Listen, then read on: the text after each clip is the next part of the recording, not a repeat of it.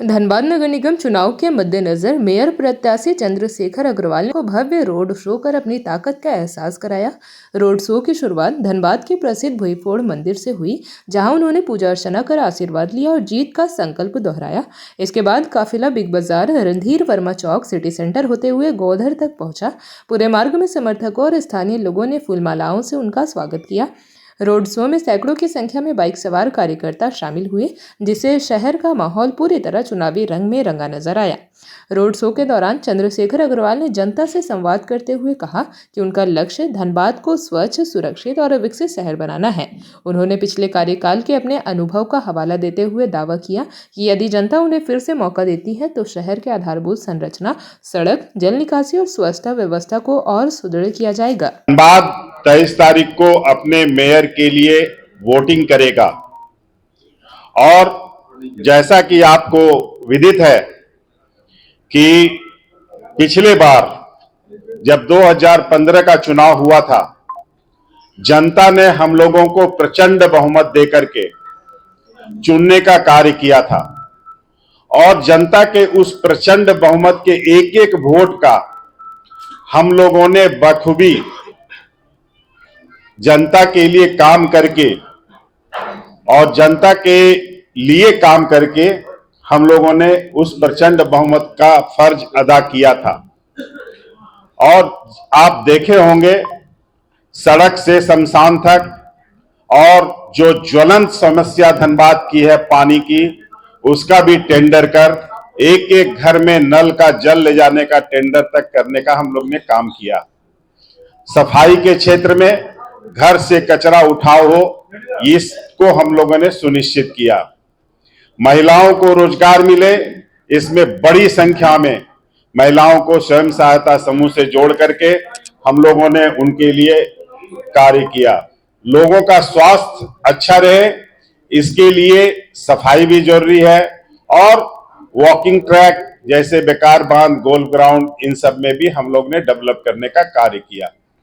बहुत सारे कार्य अधूरे हैं जिसे करने के लिए पुनः 23 तारीख आ रही है और हम लोग भी कमर कस के तैयार हैं। इस 23 तारीख को आपके माध्यम से हम जनता से अपील करते हैं, साल में जो हम लोग का ट्रैक रिकॉर्ड रहा उसको ध्यान में रखते हुए जनता 23 तारीख को, जो जनार्दन है, जनता जनार्दन ईश्वर का स्वरूप है और उस ईश्वर के स्वरूप से हम यही प्रार्थना करते हैं कि 23 तारीख को आप पुनः धनबाद के लिए वोट करें, धनबाद खुद के लिए वोट करें और धनबाद को आगे बढ़ाने के लिए वोट करें।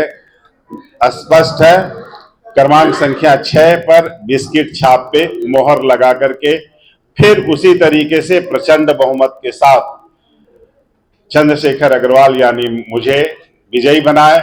और मैं आपके माध्यम से वायदा करता हूं कि बहुत सारे काम जो हम लोग ने अभी मैनिफेस्टो भी हम लोग जारी करेंगे और इसके बाद भी काफी काम करेंगे, क्योंकि पिछली बार 8 लेन का कार्य हम लोग के मैनिफेस्टो में नहीं था।